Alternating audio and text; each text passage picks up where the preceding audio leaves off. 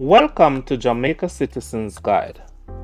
In this video, I'll show you how to apply for your barber license in Jamaica. Here are the requirements. 3 passport size photographs if you are self-employed. 2 passport photographs if you are an employee. Photographs must be stamped and signed by a justice of the peace. Barber certificate. Taxpayer registration number TRN.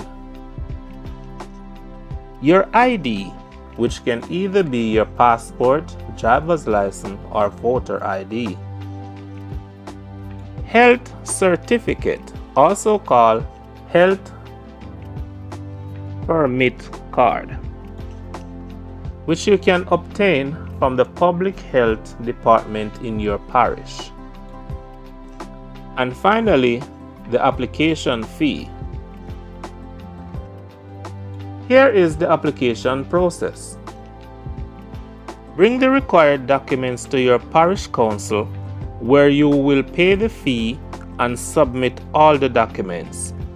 You will be informed on when to pick up your license, which is typically within 1 to 4 weeks.